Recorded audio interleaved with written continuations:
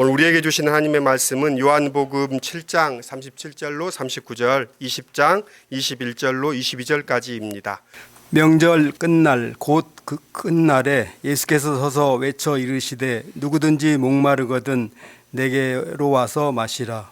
나를 믿는 자는 성경의 이름과 같이 그 배에서 생수의 강이 흘러나오리라 하시니 이는 그를 믿는 자들이 받을 성령을 가리켜 말씀하신 것이라.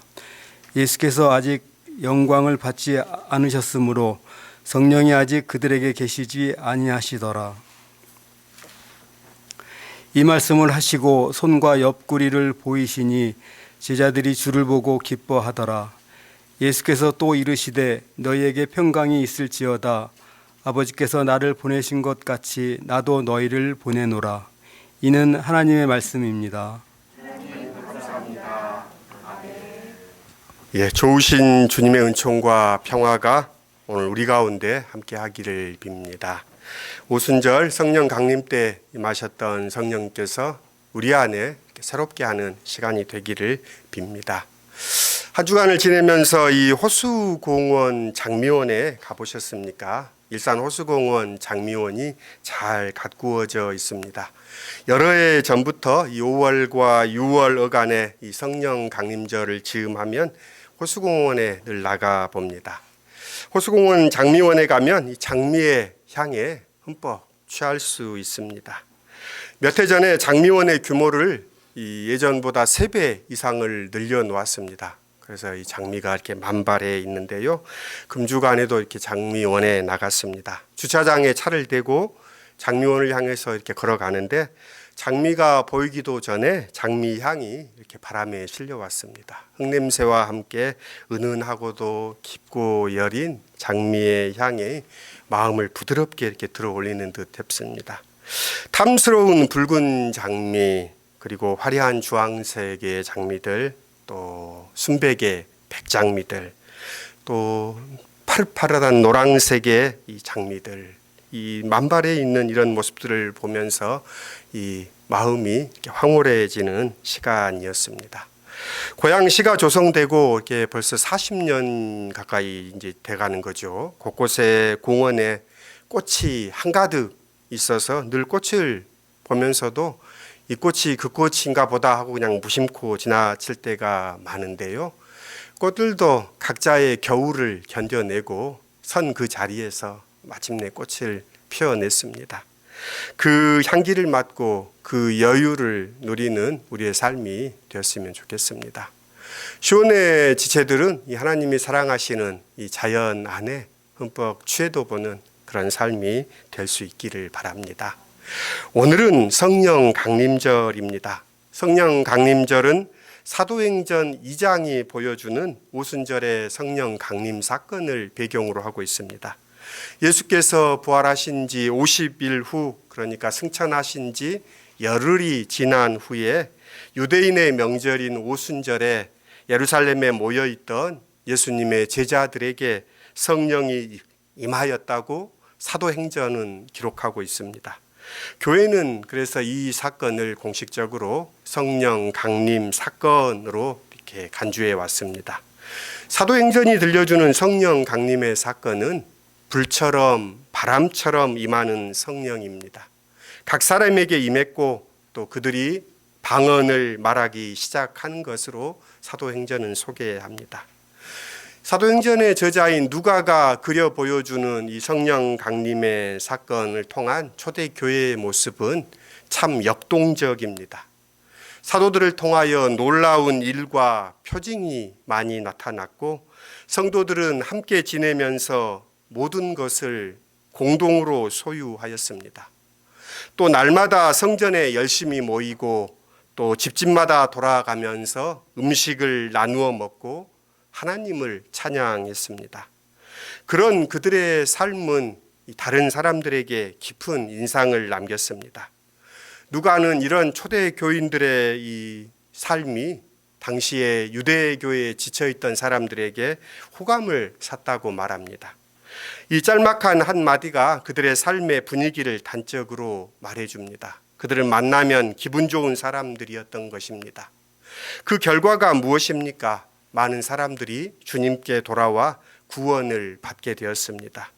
그들은 삶으로 말하는 사람이었고 희망의 길, 하늘에 이르는 길을 만드는 사람이었습니다. 그들의 이런 삶이 가능했던 것은 성령의 현존입니다. 오늘 우리에게 성령의 음성은 어떻게 들릴까 설교 준비를 하면서 문득 제게 떠올랐던 말이 이 빈민운동을 계속하라, 또 정의로 신부를 만나라, 이 음성을 하나님의 음성으로 들었던 재정구 의원이 생각났습니다. 재정구 의원을 잘 모르실 텐데요, 빈민운동의 대부로 알려졌고 또 국회의원도 지냈던 분이죠. 박정희 정권 하에서 이 청계천 판자촌에 살던 도시 빈민들을 돌보는 운동으로 했습니다. 그래서 도시 빈민들의 생존권과 인권 보호 운동을 전개했습니다. 그래서 사람들은 그를 빈민의 벗, 또 철거민의 대부라고 그를 불렀습니다. 그와 함께 빠질 수 없었던 미국인 신부도 있습니다. 정이루, 한국 이름으로는 정이루 신부인데요, 존 데일리라는 신부입니다.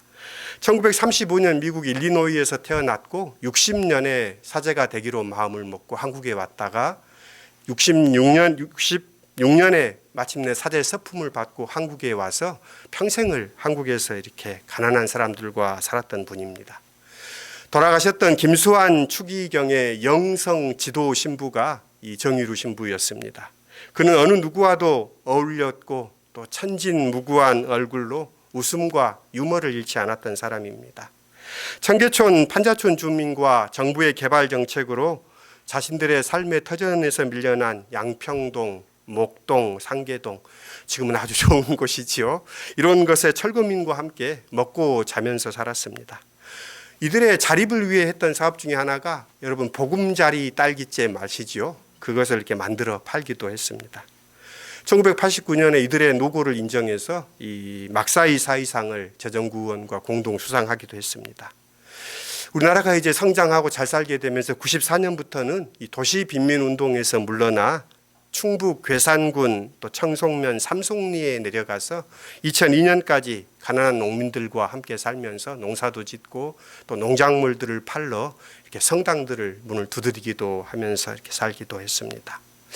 이 재정구 의원과 정의루 신부는 함께 이렇게 빈민 사역을 했던 분인데 그분들의 일화 가운데 오랫동안 잊혀지지 않았던 게 재정구 의원이 판자촌에서 자꾸 머물면서 행동을 하는 것을 이 정부는 불편해했습니다.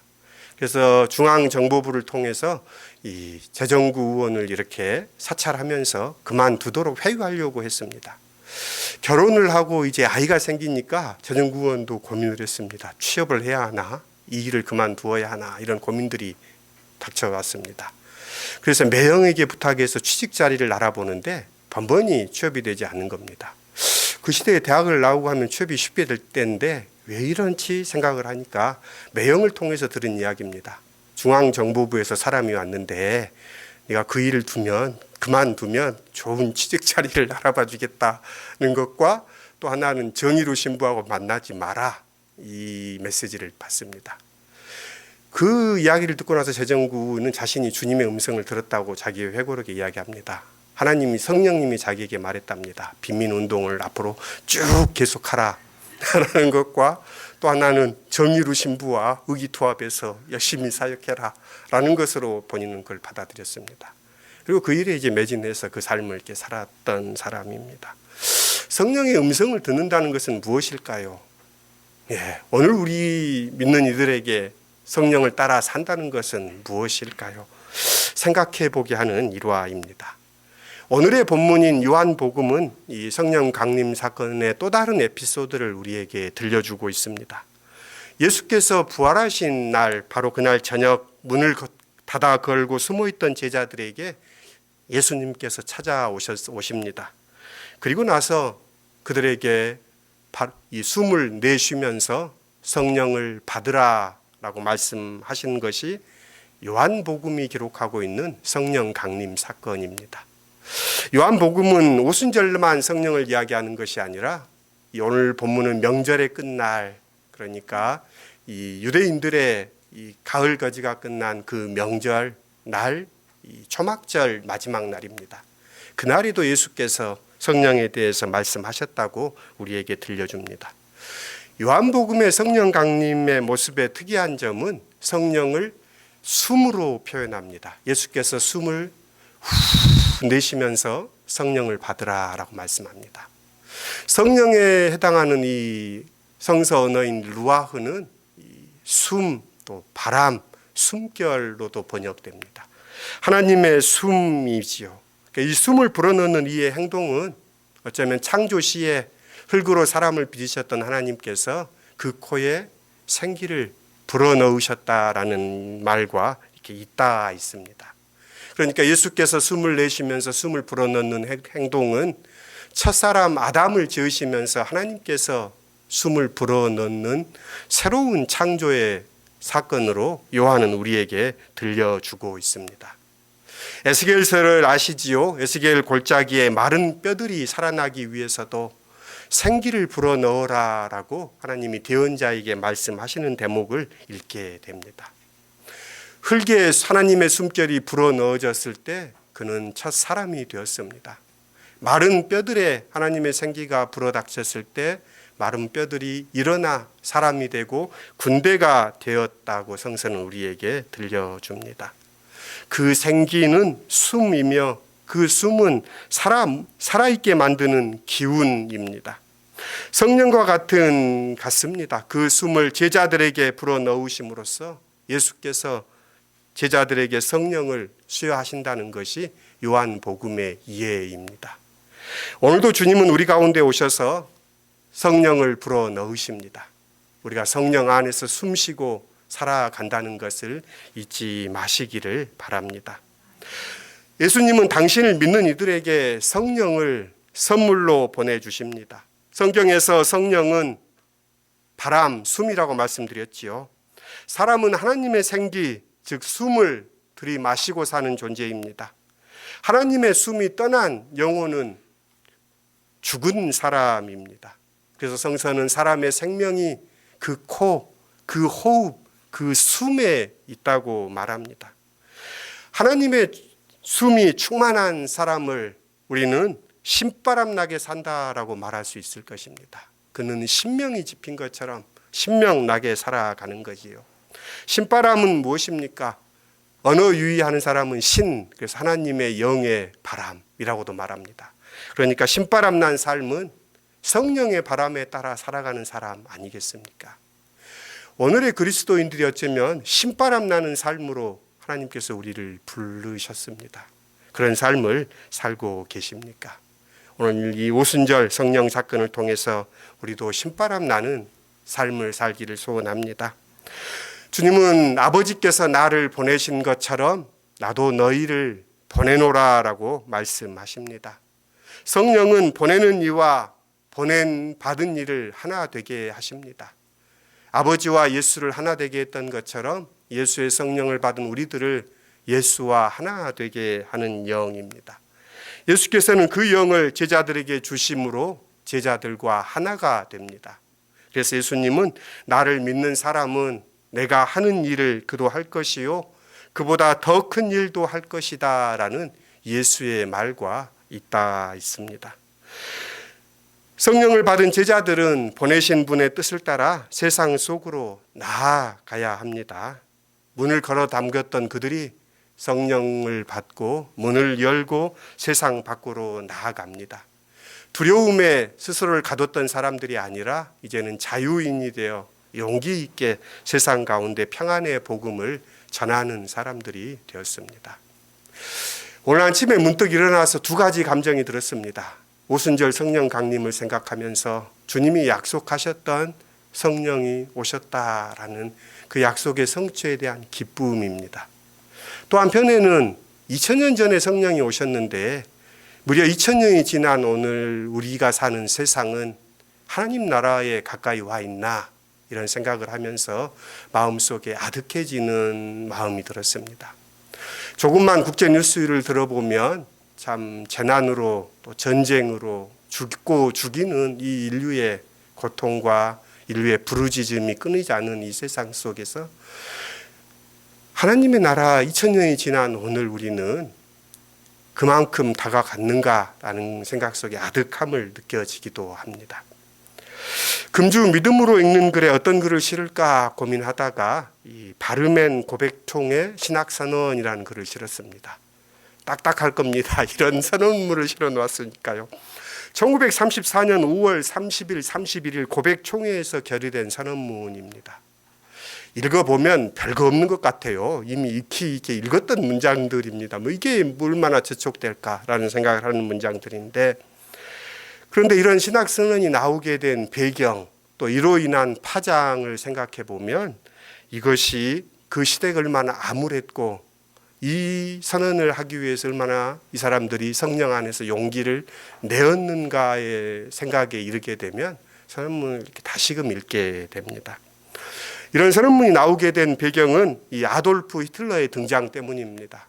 아돌프 히틀러는 1933년 1월 31일 정권을 완전히 장악한 후에 그해 9월 27일에 독일 개신교 전국 총회에서 자기의 신복인 이 루드비 밀러라는 군목을 이 제국의 주교로 선출하게끔 함으로써 독일 개신교회를 장악합니다. 그뿐만 아니라 같은 해 11월 13일에 이 베를린의 이 독일적 기독교회, 한국적 민주주의 이러면 벌써 뭔가가 이렇게 문제가 있는 거죠. 독일적 개신교회라는 군중 대회를 열면서 이렇게 이런 결의를 합니다. 독일인이 아닌 성직자들은 교회에서 추방할 것, 그리고 진정한 독일인의 교회를 만들어 나치 국가의 요구에 응하자는 것을 교회가 결의합니다. 그러니까 교회 안에 유대인들을 쫓아내겠다라는 것이고 또 다른 것들은 받아들이지 않겠다라는 겁니다. 아리안족의 우수성을 제착하면서 유대인들을 학살하려고 했던 히틀러의 정책을 독일 교회는 처음부터 지지하고 나선 겁니다. 그뿐만 아니라 독일적 기독교회는 신학적으로나 또 교회 정치적으로나 철저히 히틀러의 신복으로 전락해 버린 것입니다. 이런 상황에서 이제 그런 상황의 문제 의식을 느꼈던 목회자들이 또 목사님들이 모여서 이 고백교회라는 운동을 하게 되고 고백교회 총회를 이렇게 열면서 만든 선언문이 오늘의 선언문입니다.